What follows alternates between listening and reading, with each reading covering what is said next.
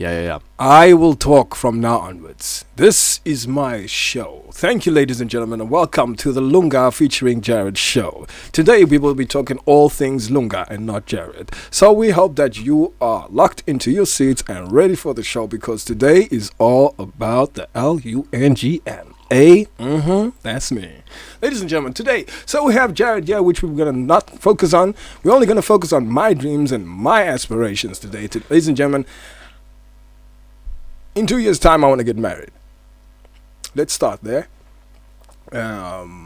Zanzibar is one of the places I would love to be at. Ibiza is another place I'd love to be at. People often ask me, if you were to travel around the world, where would you go, Lunga? I tell them I do not care about all these places around the world. Where I would do is I would travel to the most beautiful islands that I've ever wanted to see, and I'd party and just live it up. And one day, when I'm rich enough, not if, when I'm rich enough, I will buy an island of my own, and I'll turn it into a beautiful, magical place where you can get all of your soothing things that people do to relax, like spas and stuff, and then you'll have your party side as well, and places where you can live and make entertainment and things like that. You know. I know I sound ignorant now, but if you were inside of my head, you would see it perfectly. This is starting to sound like The Bachelor 3. the Bachelor season 3. This is a dating show. This is turned into a dating show. What is? I'm a bachelor. Like advertising yourself, man. I'm a bachelor season. I'm seasonal. I come and go every season. It's not about season 1, season 2. I'm your winter season bachelor. I'm your summer season bachelor. Yo, you should call this podcast Pillay Boy. You know? No. It is my time. Because it's still like a theme that I'm involved in. All right, let's get this started.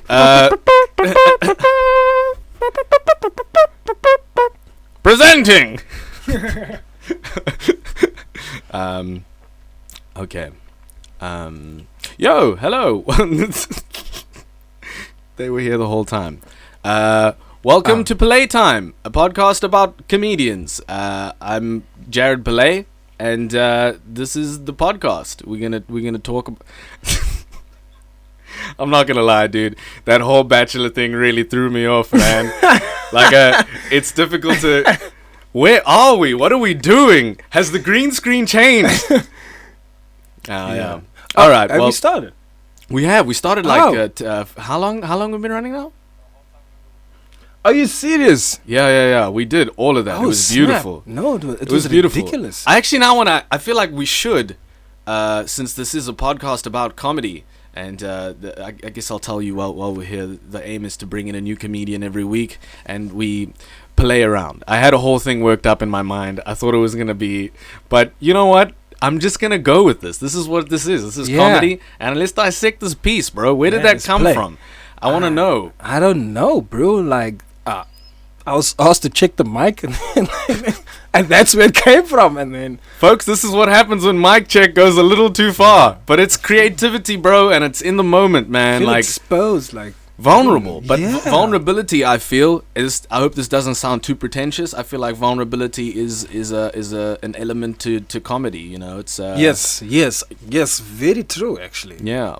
A powerful element if you actually look at it, if you look at it differently, because the more you are open to share about your mistakes and your struggles, and in a funny perspective, I think that's like the golden material, and that's where people can relate. That's where you get more people to relate versus trying to bring forth a strange concept. Yeah. Do you find that somewhat therapeutic? That process of finding something in your life that you want to that you think is funny. You have a certain perspective on it, and obviously that what I absolutely mean? You put that out there. That's your vulnerability in that, and then you find people relate to that, and it somehow makes you feel so much better about whatever it is. Absolutely. Like, for example, like I've been bullied in primary school, and if I were to speak about bullying, like from now. as an adult, I was like, wow, my bully he wasn't that scary if I think about it now, Then you start joking about like how he used to dress and how he used to actually make fun of him behind his back or whatever. And you find that other people who were also bullied also kind of had some similar experiences where they also thought like, oh, this bully is actually stinky, he's actually fat and everything, but you obviously do want to say this to his face because he's like the bully, Yeah, and you probably scrawny or whatever. So like I think it's very therapeutic because you firstly are acknowledging it and you've healed from it. That's why you can speak about it, and especially you can speak about it in a funny way. So you're teaching other people to look at their situation also in a funny way, so they kind of like learn through you in a way. So yeah, that's why it's very therapeutic. There is a therapeutic element to it. That's good, man. I've always found that's stand-up's been a nice vehicle for that for me as well. Yeah. And I feel like something that we might have in common, and I've noticed this in your comedy as well, is like identity. That's something that I'm quite I write a lot about identity. Yeah. With my comedy, I think that's kind of like what I'm talking about, really. Yeah. Like it's a lot of accents, and you know what I mean. And you do the same. You have like a range, an arsenal of voices, man. Like you've got a lot of voices, bro. Yeah. You know what I mean? Yeah, I like my inner voice though. Your inner voice. Yeah. Sorry. Yes. What is it? The voice. I've always wondered, like, what is the voice, like the voice in your head? Yeah. That voice has to have an accent. Do you know what I mean? Because you hear that voice all the time. Actually. You know what I mean? Wow. Okay. What does that voice sound like? That voice sounds like it's more of an idea. It sounds like an idea more than a person, if I should put it that way. Yeah. Yeah. Can we just go down the rabbit hole real quickly? We here for that, bro. So like if I were to like describe it in a different way, which is kind of like probably complex for some people, but speaking is so limiting, like the way that we are speaking right now. It's such a limiting form of communication.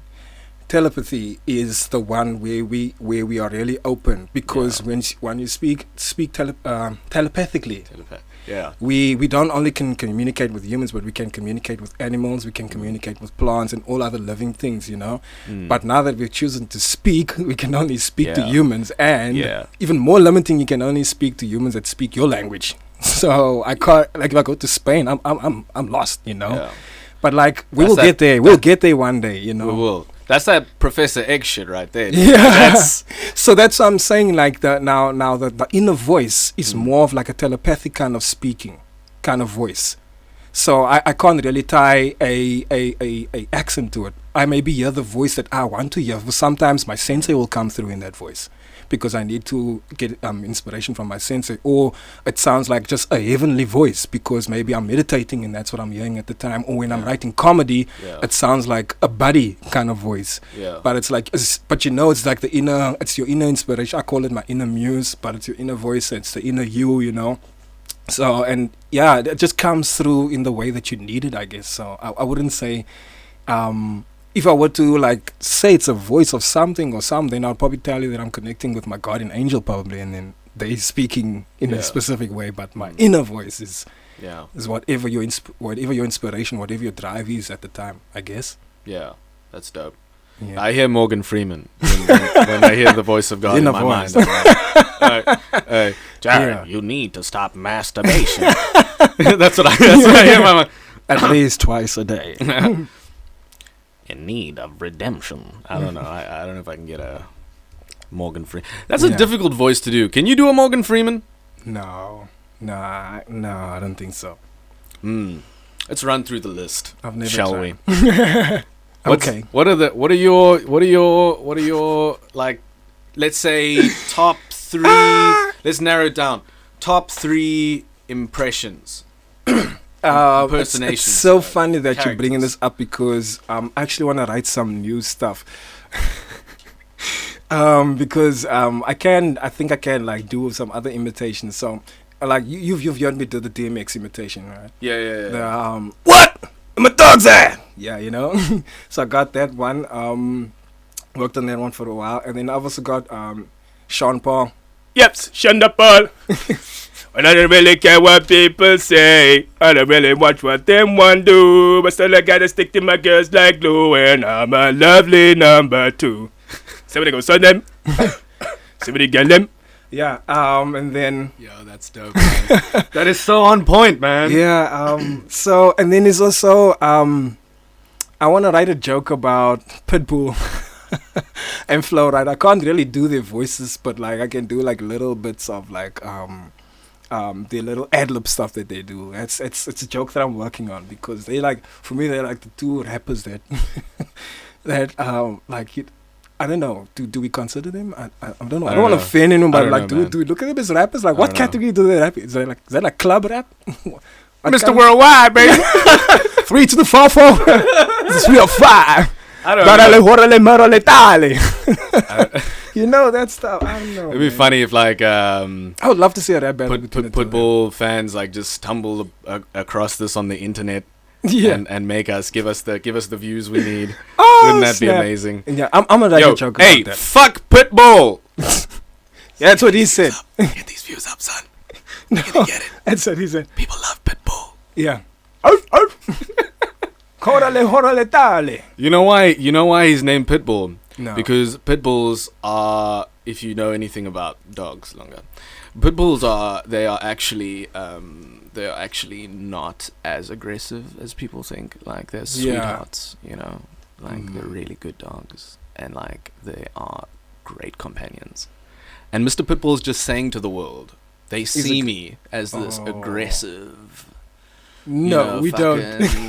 Sir, we don't see you as aggressive. But like inside, he's Mr. Worldwide, baby. I mean, it's 305.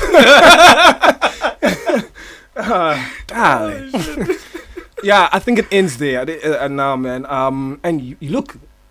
I'm kind of weird when it comes to impersonations, because I can pick up easily, like if you're watching something or if somebody's speaking, I can easily, like, my mind can just easily record that quickly, and I can just like repeat that part or repeat whatever. But like a week later, I completely forgot how to sound like that person or whatever. Yeah. So it has to be something that or someone that who's consistently there, like always listening to. Exactly. That's why DMX was easy to pick up on, because I know his songs and I know how he goes, how he will say certain words. Yeah. So I know if I were to do a little freestyle, I know how I would do it in his style. So I would know, like, he would probably say this word in this way, or he would stretch this out, No. Can you do a freestyle for us? Look. Maybe later if you want to.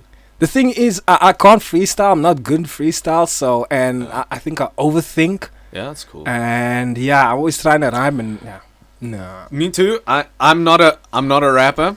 Yeah. I am a fan, but I feel like when I freestyle and I run out of things, I end up saying something kind of like sexual or inappropriate. No, it doesn't really add up, but those are just, I like swear words rhyme better to me because my vocabulary is not like, I don't have a lot of words to work with, bro. Yeah. So I've got like dude, I've got a couple bros in there. No, I just take you on a journey, a different journey. Jared. And then it just feel. Otherwise, Chris in my ear there. I got the crystalline in my ear. I got that Chris. I got that Chris in my ear. Isn't it what's that lady? Is it Chris Kardashian? The Chris, right? Chris, the mom, the mom, right? Mom Kardashian. Yeah, imagine that. It's like the next level of earpods, and you have like you have Chris in your ear, and she's like, make a sex tape. You're like, I got that Chris in my ear. I gotta go do something foolish for fame and fortune. I'll say, you know you got me like Get Out, right? You got me like Get Out. The sunken place. Yeah. Woo! White woman will do that to you. No, I do not stand with him on this. Stop him. I'm just fucking around, man. Yeah. I've noticed. I don't know, talking about identity and shit. I think this is kind of funny. Oh, yeah, but I noticed I somehow throughout my life have ended up dating mostly like I don't know. I haven't been in many serious relationships, but the ones I've been in have all been white women, and I don't know, man. Hey, man. All I'm saying is, have you ever thought of Perinase? The sauce. Mm-hmm. There's an identity crisis happening in that sauce. Wow, okay. Think about it, right? Perinase.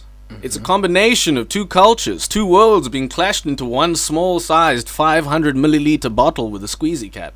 Do you know what I mean? Like, this is power, bro. It's one half Indian from India. The Peri. You know what I mean? Yeah. And the other side, Nays. Nays. From the islands of Caucasus. Mashed into one bottle. You know what I mean? Perinase is the interracial child of peri peri sauce and mayonnaise. Yeah. When I have a kid one day, I'm gonna name my child Perinase Pillay. Good luck to that. I feel sorry for your son's first couple of years in primary school. Oh my god. It's gonna be character building, bro. Like, that kid is gonna be an amazing comedian Perinase or a Pillay. great Wow. sex worker. You've got big dreams for your kids. Gotta be a stripper or a comedian, son. Yeah. What's it gonna be? Perinase. Perinase Pillay. Yo, Taking over the world on a mild spice storm. back on that identity thing. Yes. Yo, actually, I went too far. Wow. You need to back it up. Yeah, let's take it back back. on that identity. Like I think it's really cool as maybe as your first, like I see it as your first couple of material is to be based on your identity, because it kind of like explains who you are, you know, like Yeah.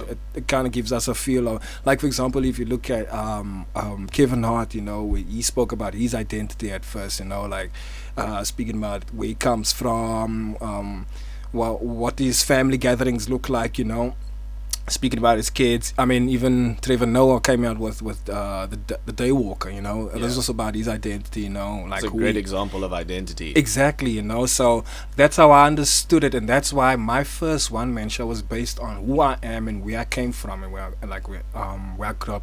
So that's why the first few couple of jokes and material that you've seen me speak about was usually based upon me growing up in Mitchell's Plain, having the colored influence because I was the only black kid among colored friends. So I think like identity is like but from you actually branch out from there. But I think like as a beginning, as an introduction, like this is who I am, you know, to everyone's like, okay, who's this guy, you know? You don't have to, like, they can see it in your material.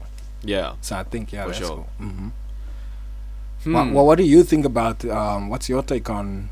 I agree with you with, like, I feel like in every, like, when you're working on like a set, you start off with smaller amounts of time and you're trying to narrow down what it is who you are and what you know. Yeah. You know what I mean? Yes. To me, like, I feel yeah, man. Like, identity is something that I want to explore a whole lot more because there's so much to fucking talk about, bro. Oh yeah. Do you know what I mean? And it doesn't have to be every joke, and it isn't every joke, but there's like a through line, like a theme. You know what I mean? Like, it's but in another way, like, identity is kind of like a key thing in life, you know? Like, Yeah. everyone's sort of, I thought about this the other day. This is gonna sound trippy. I don't know if it is, we can cut it out, but whatever, right? Yeah. So, like, have you seen Othello? Or that's how fucking backwards I am. Not have you read it? Have you seen it when it came out in the bioscope? The one with Lawrence Fishburne? Yeah. That's Were the you only there? one I know. Were you there? They made a book? Whoa. Wow, It's a no. play? Goddamn, I didn't know. No. Wow. No. So you haven't seen the movie with Lawrence No. Fishburne? Larry Fishburne? He was Lawrence- Larry back no. then. I saw no Fishburne. But you know the play. Yeah, no, not the play either. I know the name of that. Say it Okay. again. Othello. There we go. It's like, It sounds like Hamlet's friends, you know, like the second book. yeah, it's a Shakespearean play, yeah. But For Romeo and Juliet, Romeo and Juliet came out, then there was Hamlet, and then there was Othello. friends, yeah, man. Yeah. But in a way, it's in the same universe, it's in the same cinematic universe. Yes, same guy, same WhatsApp group, Same WhatsApp group. It's in came the out same cinematic- time. Yo, that's They speak the same. consistency. Why Exactly. diddly diddly do? Yeah. Did you not to diddly do? Yeah. This is the original Baby Shark. Do. Sorry. Anyways, man, Yeah. my point was Musi Maimane is kind of Oh. like Othello in many ways. I wouldn't know because I did not watch the Othello. You know, because he's in politics and there's a lot of... He's like the only... We can cut this whole section out, Chris. Okay, well, Othello's what is he? I'm not even sure. I'm not entirely sure what Othello Wow. does. But But he's you're like a making politician. differences. He's like a politician of some Okay. sorts, and he's like a Moor. They called him Moor. Like back in that time, like Moor was their version of nigger. Like that was like, yo, oh, oh! I say to Called thee, him Moor? thine is some more. I don't know. I think I'm more hurt about that than the actual N-word. Oh shit, man! I might sound so ignorant right now because I'm not sure what I'm sound talking even about. more ignorant. But pretty much he was the only black guy there, and then he got betrayed. That's it. Oh, Pretty much. I knew they're gonna do that to him. And he had like a white wife and everything. Like it was. Was his other name Django, perhaps? Othello, aka the Janks? Okay, man. Django. Django. Let's get back on track there. Yes. My man, I admire the way in your comedy you're a very energetic dude. Thank you, man. You're like very performance driven. Yeah. Yes. Yeah. Yeah. That's a pretty good analysis of your Yeah. style. Yeah. And you have a lot of characters and you switch them up, man. Do you have any acting experience, training? Now I do, but not when I started comedy. Actually, during 2020, I did like a acting course. Yeah, I did a little bit of that work as also vocal training and public speaking. Yeah, but the whole energy thing is wow. I don't even know how to like describe that. I guess it's just me, my personality. You know, I do have a lot of energy, and when I'm on stage, it's like adrenaline rush constantly for how much ever time that I have.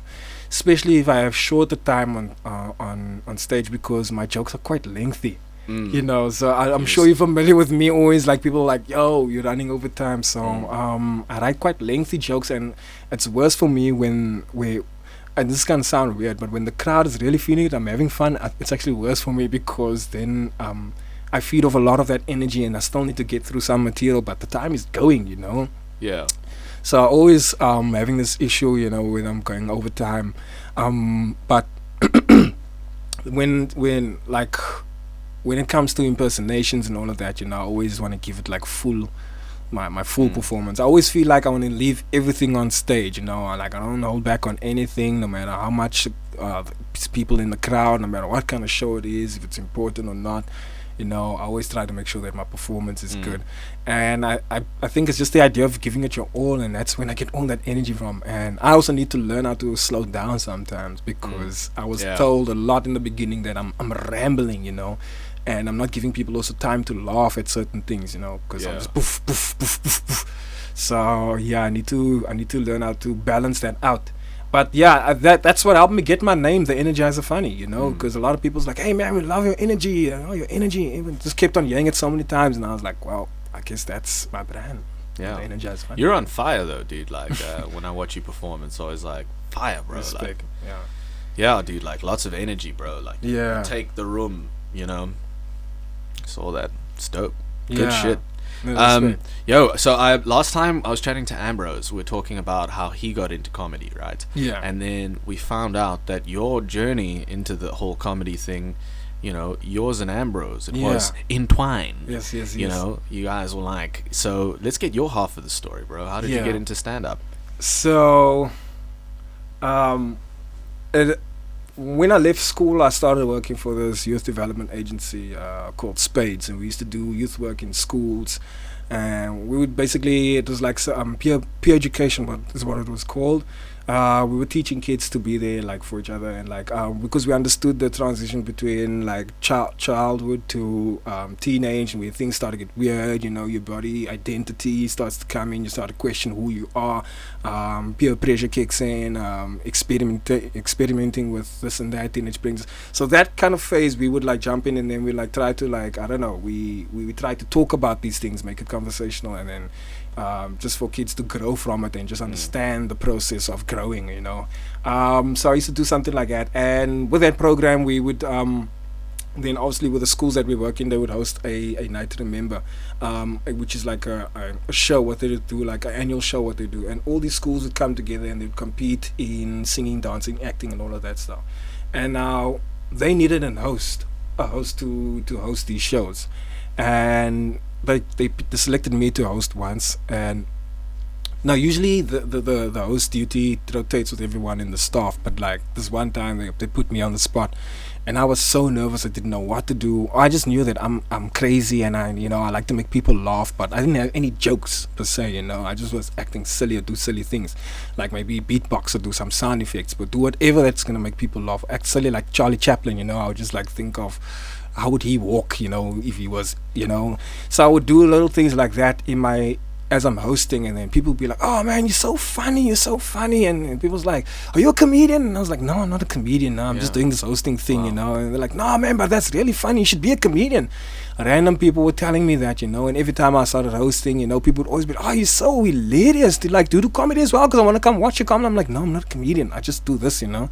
And for me, I was just doing that because I was nervous, because that was like my go-to thing, because I'm like, I have a program here. I know my duty as an MC is to keep the crowd, you know, in tune and keep them alive, you know, keep them ready all the time, keep them just interested all the time, you know. And I thought that that's just my way of doing things. And also my colleagues and my sister, they always used to tell me, the way you tell stories is so hilarious, like you should really go into comedy, you know. And I was like, no man, because I knew how to make my people laugh, and what my friends were into. I knew what was funny for us. I didn't know what was going to be funny for a room full of strangers. So I'm like, I'm not going to walk into that. But it was too many people and so many sides. It was like really coming to me from so many people, so many different people saying like, you should do comedy, you'll do really well. And I was like, okay.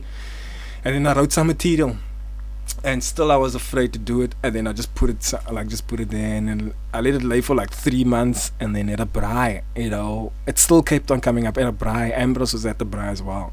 And I come to Ambrose, I don't even know why I chose him to have this conversation with. I just came to him and I'm like, bro, like this is one thing that's sitting heavy on my head, you know. It's like really bothering me, you know.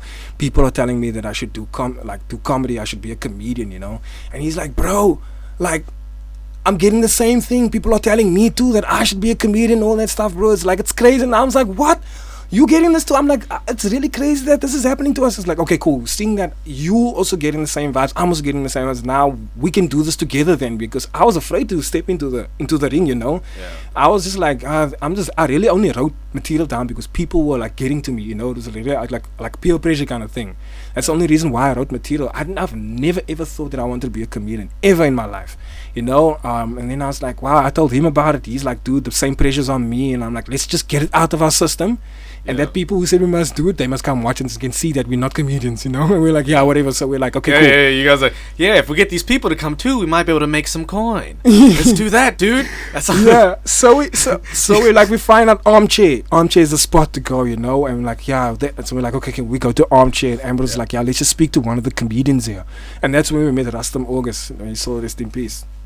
So Rustam, after the show, Rustam so chill, he's just looking at us and we're like, yo man, we would like to really give this a shot, you know. How do we like go about this whole thing, you know? How do we start? Who do we speak to? Where do we start? Where do we go from here, you know? And he's like, okay, cool. He looks at me and Ambrose. He's like, I'm gonna give you a date. And he's like, okay, so 16th of March. And then we're like, okay, cool. I think it was like the following day because it was towards the end of the year. Or could have been early in the year. So he's like, yeah, the 16th of March. And then he gave us a date, and it was at the Ragazzi. I don't know. I'm not sure if you remember that Ambrose spot. mentioned that spot. Yes, And, yes.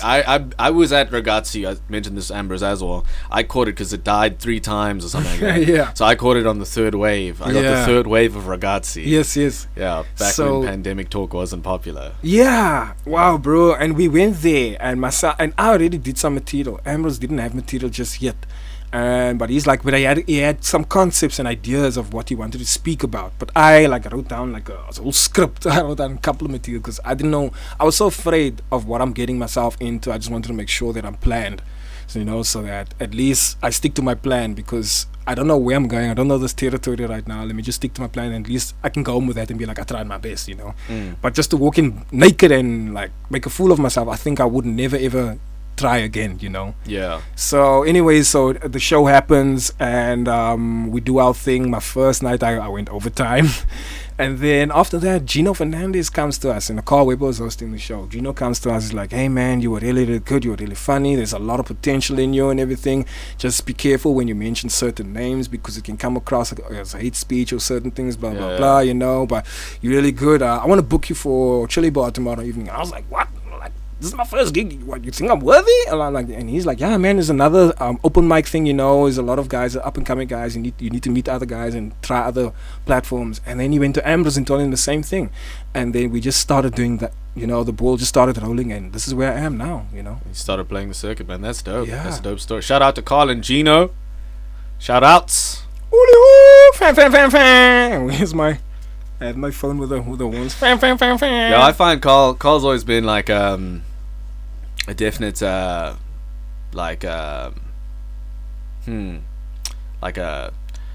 pivotal A pala. He's been a pala. He's been a Pillay. He's always been like a comedy uncle in a sense. Yeah. Not because of his Uncle age Cliffy. or because of his, just because he's that kind of guy, dude. Like, he's always looking out for you, bro. Yeah. He's like solid dude. Yeah, no, Solid dude. yeah, no. He's always, he's always been real with me, and even the beginning, like he was one of the few comedians who would always give me advice. Like every time I get off stage, he'd be like, "Yo, you're good on this, but you need to sharpen this up, or you need to slow down a bit. You're going too fast, or whatever." Yeah, I think him and Gino, in the beginning of my career, they were very much supportive in terms of feedback and just tips on try doing this, or try doing this with a track, or try adding this when you say this, you can, or try exploring more on this because there's more potential there. So they opened me to that kind of thinking in my beginning. Isn't it interesting that like comedy is one of those crafts where you can't really learn the shit by not doing it? Like, you have to like be there, and you have to do it. And then like there's no guidebook to the shit, there's no one teaches you about like beats and about like the rule of 3 and that shit you hear from other comics after a show.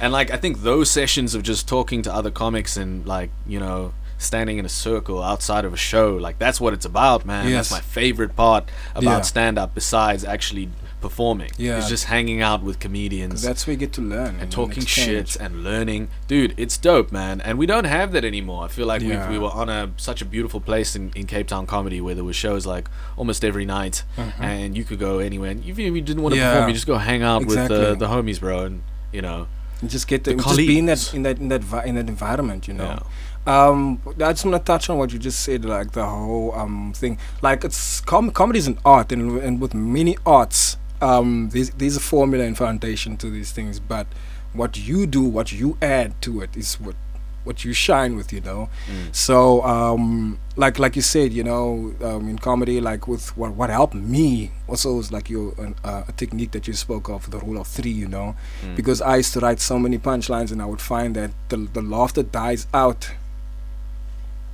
So the rule of 3, just to get more clarity on that, is like the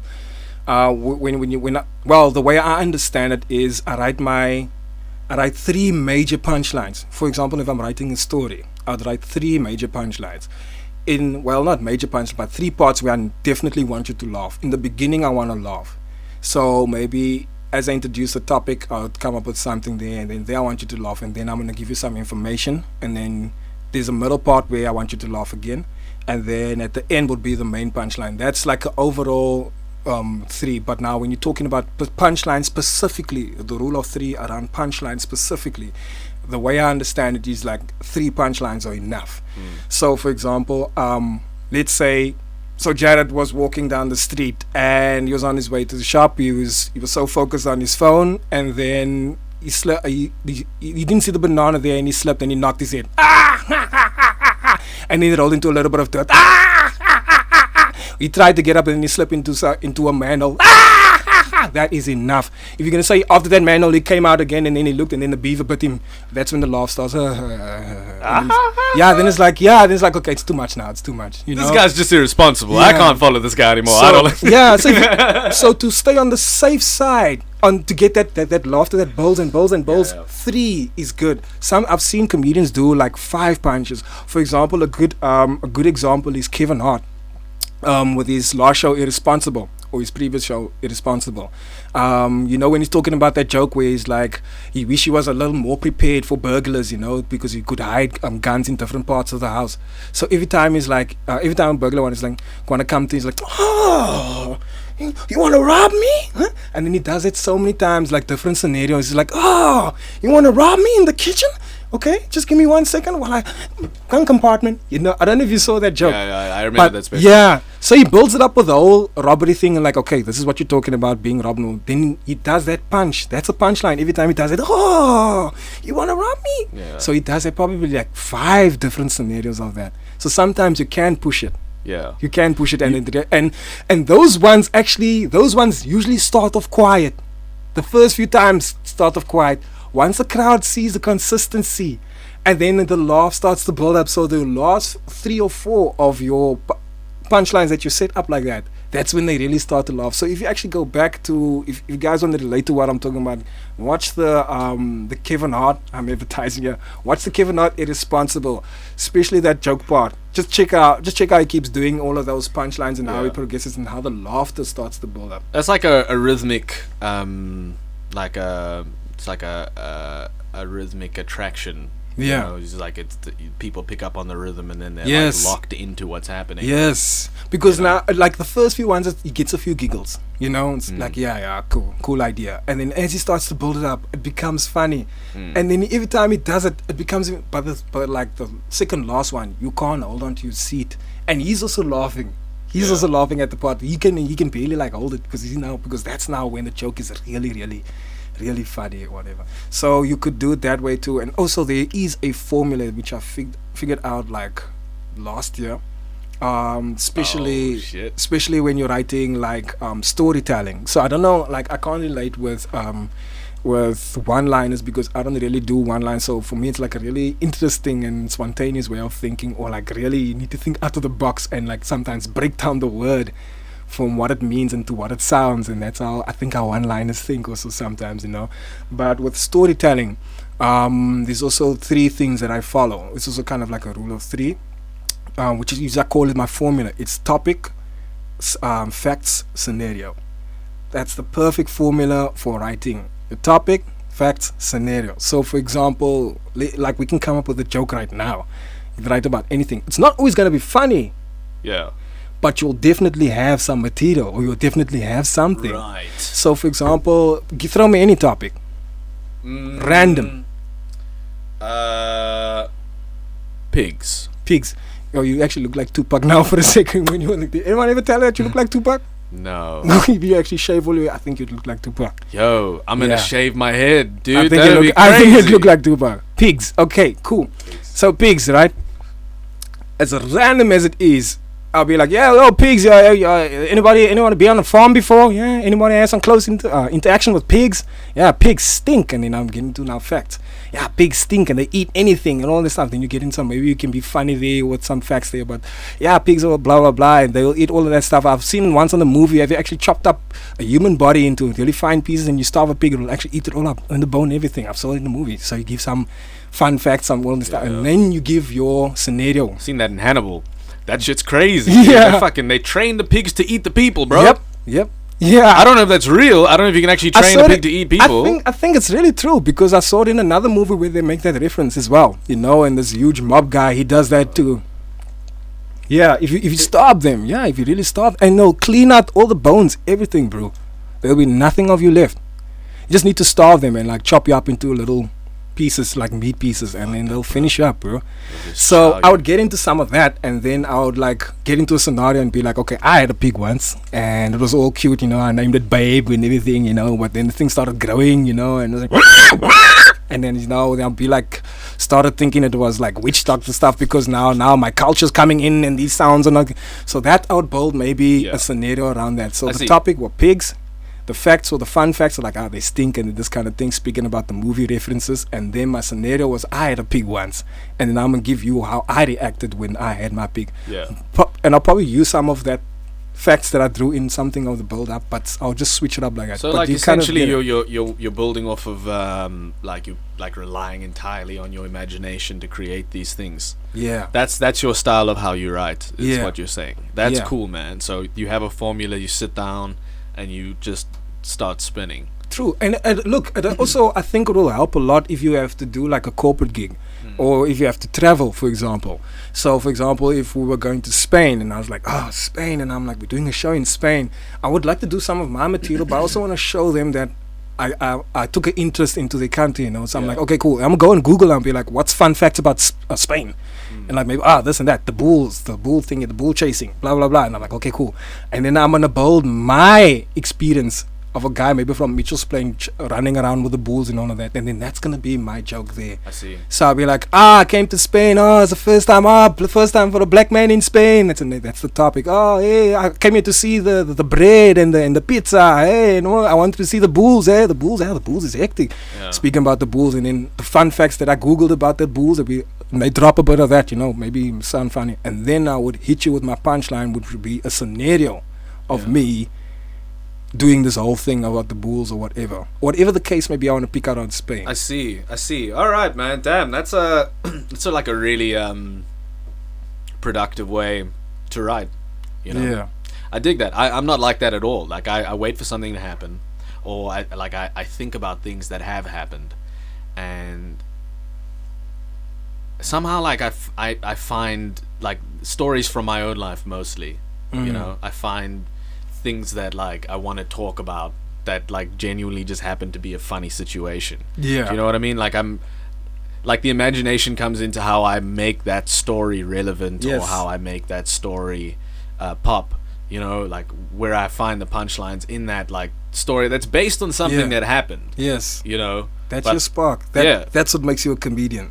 When you can add that humor to your story or whatever you think, speaking about something about your life, something you experienced. Sometimes it could be something that traumatized you, but you're bringing it through in such a funny way, you know. Yeah. So that's I the find spark those jokes like feel fulfilling. Like you find something that happened to you, and you like you tell it to other people, and they're like, yo, I can relate to that shit. Yeah. That's what I'm in it for, bro. Yes, and that's a good way of thinking, because we all human beings and we all experience the same things. We experience joy, we experience disappointment, we experience hatred, we experience love, all of these things. If you could share your experience of love, or your experience of joy, or your experience of hatred, you're gonna get somebody who's gonna relate, because they know what that feels like. You'll be like, bro, butterflies in my stomach. We know what that feels like. I know what you're talking about. You're talking about love right now.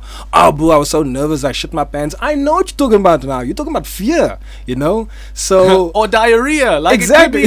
I know what you're talking about. Exactly. No, so but sure. you just switch it up with your dude, I was at the bank, this is what happened, and you bring on that emotions. We might not relate to being in the bank, but we'll relate to how you dealt with that situation. Yeah. So that's the thing. That's why you add yourself. That's when you people can relate, because like I said, we all human and we all experience these things. Yeah, man. Just differently. That's very cool. Yeah. I feel like we've had really deep conversations. I think we've only had deep. Ooh, humor is rooted in as a reaction to the unexpected. Humor is rooted in the reaction of the unexpected. Oh my God. That Did was we- the first within. Whoa. That's Whoa, awesome. whoa. It's like a comedy Hulk in there. Just screaming to get out. How do you keep it up, Lunga? How do you keep it up? I'm always funny. That's funny. Yeah. I'm always funny.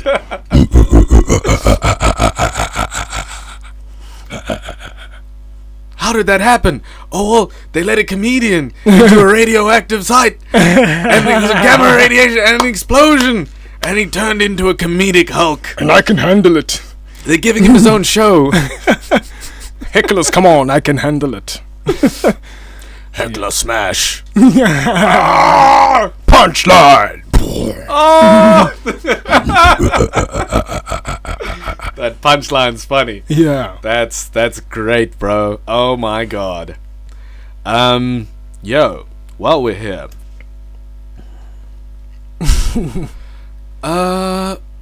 Jeez, man.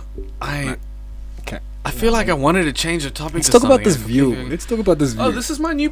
This is where we. It's my studio. This Oh, is what's lovely, happening. Yeah, it's lovely. beautiful, I right? love Do you like the architecture? view. Ooh, it's fantastic. Everything that's Amazing. happening on that side. Yeah. Ooh, the ceiling There's- is lovely. The windows here are. I can just amazing. jump out. You know, I wish I could just jump out into. Yeah, just. I Ooh, love it. Yeah. yeah. Maybe I we wanna can go for a swim later. Yes. Yeah, I think there's right over there. some water in the view, somewhere around here. It's usually over there. Oh, it's probably there Yeah. somewhere. Ooh, there's people on the beach actually. Hey? Do you Oh, know are there's they? levels? You need to call the police. This is Yeah. ridiculous. Ramaphosa. Have you seen those videos of Yeah. people on Musenberg Beach? That No. lady. Oh my God, that lady's amazing, bro. Well, what did she do? She's on the beach. This white Tani, bro. Tani, she's just there on the beach, and then the police van rocks up, eh? And the cops rock up, right? And she's there on the beach, and then obviously before the cops rock up, there's camera people. I'm telling a story messed up. There's camera people there, and they're recording. And they're like, Who's "Ma'am, there first? ma'am, what are you doing here, ma'am? What are you doing on this act?" Yeah. What am I doing on this beach? Well, I'm here for a swim cleaning. Like, what do you mean? Oh, And he's I like, think I "Ma'am, the remember that, president, the yeah. president said there's you can't be on the beaches are banned." She's Yeah. like, "Says who?" He's like, "The president, Yeah, I think president that's of the what- yeah. country." She's like, No, I don't know anything about that. I No, saw no, that. that's ridiculous. That's Yeah. ridiculous. Yeah, no, I Oh, saw that man. clip. Yeah, no, it was funny. and then she goes to the cops and she's like, They're harassing me. Excuse me, you're a police officer. These men are harassing me. Wow. and the cop like says into his microphone, is like, "Ma'am, nobody is harassing you, ma'am.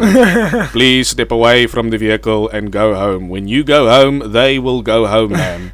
No, they're harassing me. She didn't have a mask, 'cause she had Oh, to use like a wow. fucking like a towel, bro. No mask. We're like, And she's on the beach. Wow. oh my God, is your first name Karen? Like, is it Yeah. the second name? It's got to be in there somewhere. You're a pure form. Yeah. Oh, Wow. the triple that K. scares me, man. That scares me, man. That scares my ancestors, man. Ooh, oh my God, Mm. that's I'm terrifying. going back now. Mm. Do you know, like you go into a house, bro, arrest her, like fucking get a warrant, get in there, and you find like the manifestos of Vicky Momberg. It's like, oh shit, oh shit, she's deep in this. She might say the K word one extra time. Oh no, we can't take that no more. We've had too much of that. Too much of that, man. Too much of that. You know what though? It's always been there. I think it's just now we have smartphones. Yeah. It's always been there. Yeah. It's always been there, bro. Racism is real, and it's Yeah. god damn, it's a beautiful thing. No, what? It's dude, you witness it. Do you know what I mean? It's still there, like it exists. Isn't that crazy? Yeah, I know. It's not a- people, you know. Some people are just really stuck in like a very low vibration of consciousness and just awareness, self-awareness. You know, that's clearly that's the only way that I can like explain why they still racist. Adam Castavelos, you remember him? He went to the beach and then he said, he was like, "Not a single insat." You know, I don't want to say the yeah. words because, like, come on, dude. Although it might get the views up. No, I'm kidding. Yes, he said that, and Yeah. then they cancelled the fuck out of him, bro. They were like, examples need to be made, bro. Yeah. And then even the family, because he was his family, had like a sauce dynasty. It was Yeah. like the sauce family. They made a braai sauce, and they were very successful, man. And they had to put out a statement and be like, Adam is no longer involved in our sauce. He got lost in the sauce. We And took now his we have to ingredient retract out of the it. He is not in the well anymore, and he also no longer lives in our residence. And he's no longer my son either.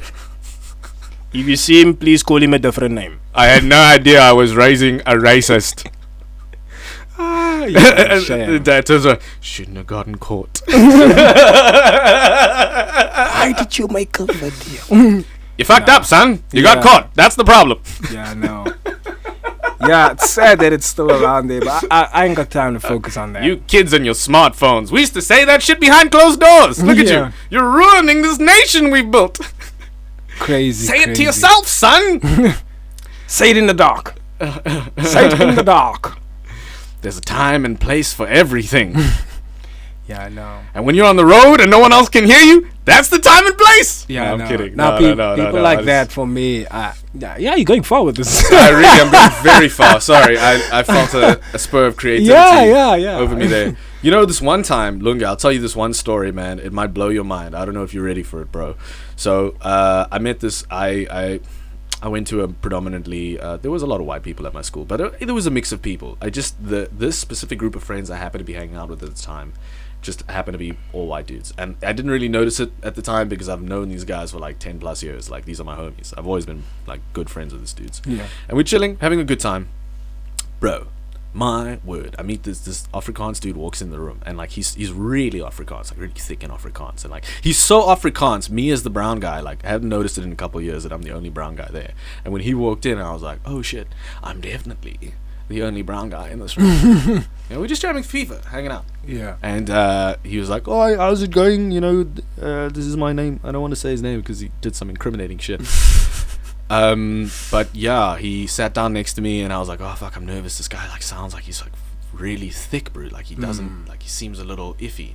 And then he offered me some flavored vodka, and I was like, oh, nice guy. Yeah, I can talk with this guy. Yeah. And he just drops it in a conversation while we're talking casually. He's just like, these bloody K words. Yeah. And I was like, everyone was like, whoa. Yeah. And then he was like, no, I'm not a racist, guys. I'm not a racist, guys. Listen, please, I'm not a racist. You know, come on, man. I mean, you know, at my office, there's a receptionist who's quite pretty for a darkie. Thank you, sir. As like the only brown dude, I'm like, hey, my man, I don't Yeah. appreciate the way you're saying these Wow. things. Just take it easy, bro. Quite Anyways, pretty for this the guy ended up being fucking evil as shit, bro. Like, he allegedly ended up murdering someone. Like, Whoa! I guess that's all I Seen can it coming. say. Sword coming. Yeah, man. Sword coming. I mean, yo. This guy was that's hectic. ridiculous, bro. Yeah. And he used to drop that shit. Dude, like, you speaking that, I also had that experience where I'm like with chilling with my colored friends, you know, and then they're like, these K words, and then I was like, man, I'm still here. You know, it's like, yeah, they just look at me like, nah, you one of us, man. I was like, you know, just weird. It was really weird. Dude, like, to hear it, you know, and then like you cringe a bit, but then you also, as a kid, I was just like also smile to be like, yeah, I'm one of the guys, you know, Yeah, and yeah. being like, it's actually weird, you know, that they accept me, you know, but like not everyone else, like it's not everyone else is invited to the club, Yeah. you know. So I they're feel like, like these that- K words, these KP. I was like, oh, Damn. hectic. I feel like different people have like adopted that word in different ways. You know what I mean? Like, Yeah. I feel like within colored spaces, that word is like, yeah, it's got some history there. Yeah. You know what I mean? And I think some of them are just like, I think they just use it as a word to just group a bunch of black people and not really say that they are racist and they hate black people, Yeah. or that I wouldn't stand It's like next the to a same black way. person. It's like the same way they'd look at like a group of people that look like me and just be like, "Awe chara," Yeah, Yeah, exactly. right? Yeah, something like that. I Yeah. think it could have come across because that's why they were so open or so free to say it in front of me and not think that I would take offense to it. That's why I'd be like, no, man, you one of us, man. You know, we're just calling them as in, like you're saying, like if it was a group of Indians, we would probably call them charas, you know. So I think it was probably in a sense that way because they weren't super racist. It's not like they didn't want to come to my house. They slept over. They allowed me to sleep over, you know. So it's not like they had something. Well, that's one accommodating. No, Yeah, well, I was the only one. They probably had to speak to their parents like, he's just one. He's not bringing the whole clan. So no. So yeah, I think now that I'm older, I think it was more of that kind of perspective, more than a demeaning kind of. Yeah. Yeah, I hear you, man. But that's like, I feel like in hindsight, like I can think back to a lot of things in my life where I was like, yo, that was kind of weird. But like now I can be like, okay, that person was just a little bit racist. Yeah, And yeah. like they didn't know what to call it either. Exactly. Like, they were also in that weird space of like, I don't know what's going on. Like Everyone my is parents saying told that me one exactly. thing, Yeah, everyone you is know, referring to them in this you're way. really handsome for an Indian guy. I don't know what to Exactly. do. Yeah, yeah. Disappoint your daddy, baby. Come on, let's True. make it out. I'm kidding. Come on. No, it's true because I mean, if you look at kids, we didn't really know better. We didn't even know how deep it went. The whole racism, how deep it went. We didn't know why are we upset at the next race, you know. Yeah. But it's just what we learn and what we pick up and what we see, and then we're like, okay, they probably the enemy, but like behind closed doors, I'll probably share a sandwich with you, you know. Yeah, I'll dude. probably play soccer with you, you know. It's when you look around, is when you're reminded, like, oh yeah, we're not supposed to be friends, but Yeah. you see as kids. So I think it was more of just like other thoughts being projected on them, you know, and not really. Like I said, my homies, they never treated me racist. Well, they were, obviously when we were younger, they always treated me differently. They made me know that I was different. Yeah. But they were still my homies. If we played or we did anything, or we swapped or whatever, we played games, I was there, you know. This is really cool, man. So we talked about voices, we talked about identity, we talked about accents, right? Yeah. There's another thing we have in common in a sense, and maybe that's could have influenced a lot of other things there. Because like I'm an Indian guy, I've never been to India. I'm not from India. You know what I mean? Like I'm from Cape Town. Yeah. My parents are from Durban. You know, like a few generations back, people Yeah. were from India. You Yeah. know, they Yeah. got duped. They thought there was gold. They came. They were some ambitious motherfuckers, bro. yeah. You know, that's my people, bro. That's they were what like, they did to gold? my people in the States too. Gold? Yeah. Yeah, they came. And All in all. there's a point to this. My point is that I don't sound even like a Durban Indian. And that is a trip for me and sometimes for people that True. don't know me and like hear me and then they're like, I'm a weird. Like, I don't mean to sound racist, but you Yeah. are well spoken. Yeah. And I am well spoken, but it's not because of my accent, man. Yes. Do you know what I mean? True. And like it's like I would be perceived to have a white accent. I get that a lot, bro. Do you know what I mean? Yes. Like that's my identity kind of struggle. Yes. People are like, you know, he's this really dark Indian man. Yes. He doesn't sound like what he looks like. Yes. Do you know what I mean? Yeah. Yeah. Oh, I'm a Pillay. I'm the strongest form of this Indian serum. Yeah. Do you know what I mean? Like the people before me were the same shade as me, dog. Yeah. You're like This shit's one hard. spice away from a governor, bro. Bro, if I was food, I would be masala chicken from KFC. Whew. I am condensed, Mm. but I don't sound like that. Not at all. And in that same sense, what do you identify as a race? You identify Yeah. as For me, the fact that I'm in this situation, kick that out because now there's room for this.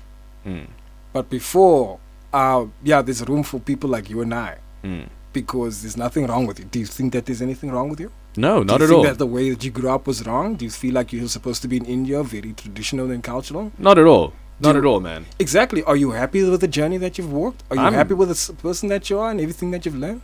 So why is there no place for someone like you? Who says those days are over when we couldn't travel? Maybe, yeah. When we couldn't travel, when we couldn't explore. Then I understand, like, you were so. If I class you by the way you look and the way you sound or by your tribe. Yeah. That was easily identified. You were easily identified like that. Yeah. But today you. Chara. Exactly. But today you go to London and you find people from Bangladesh, and they sound very much like people who grew up in London. Yeah. And probably some of them even grew up there, you know. And it's not like this like, you're supposed to have the twang, and you're supposed to say, hey, what can I help you with? And, you know, you can't be like No. back in the day. Maybe in your head you're thinking those things. Of course, of course, you know, yeah, for fun, you know. But like, Yeah. as a serious thing, and as in terms of like, I want to treat you differently, I think Yeah. it's really stupid to. You think never that have way. the audacity to say that shit, but some people do. Yeah. Some people do. Yeah, look, like people used to tell me, like, no, man, but you're supposed to be doing pantsula, not breakdance. No, man, you're supposed to be speaking Xhosa, not speaking the way you speak now. No, man, you're supposed to be. And I was like, no, I'm supposed to be what I am. I don't associate myself with anything, and that's what allowed me to actually open my mind and learn about so many things. Because Yeah. once you put yourself in a box like that, you're just limiting yourself with exploring so many things or learning Sure. about different people even, you know, because now according to your culture, no, you should not do this in another man or speak to or associate yourself with someone who does this or whatever. Then you blocking yourself from learning a completely new experience or a new person or whatever, you know, and just finding out more about yourself.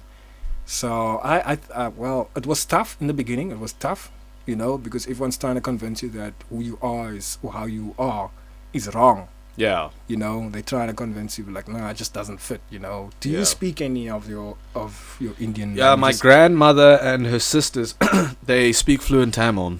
Okay. And I've only been fortunate enough to learn swear words. That's why I don't know if that story was in this podcast at all, but yeah, I've mostly just learned the swear words from. But it's also one of those things when you're a child, you pick up on those things, man. Yes. Like, you know, my grandmother had the best sense of humor I've ever experienced in my life, man. My grandmother was the funniest person I knew. Like till the end. Like she's so funny, dude. She used to encourage me to like make prank calls and shit. And we'd like run through all the voices I could do, man. And That's we'd cool. get so creative Yeah. with these pranks, bro. Like it Wow, was that's insane. And like whenever I had a funny story that I wanted to tell someone, I knew that like that would be the best bouncing board for an idea. Like I'd just chat to her about it and we'd like, you know, we had a good time, bro. Yeah. And I definitely feel like that for me was like a supporting thing for like my sense of humor, Yes. you know, and then Yeah. like translated into Good like foundation. Yeah. yeah, Just like the need to thinking- be seen and heard. the humor thing, the thinking and being fast. You know, that was really good. That's really good for that. You know. Yeah, for sure, man. But humor's like it's a fucking like survival tool, man. Yeah. You know, something fucked up happens, and you don't have like the words to articulate exactly how you feel. So you laugh fart about and you laugh. Yeah. You know what I mean? Yeah. Yeah, no, laughing just makes It's like- everything okay. Laughing also breaks the tension, and laughing brings people kind of like together, you know, and you see it happening in the comedy room. Yeah. Then, but the Yeah. farting also, but yo. No, laughing- no. That was childish, man. I'm a child. It's fine. I'm allowed to Yeah, be we all childish, we all are. 100%, bro. We must always remember how to tap into that some of those qualities. Damn straight. Lunga, I think that wraps it up, man. This has Yeah. been a lovely chat. Been going for a while. And that's a wrap. Dope. And that's a wrap. Nice.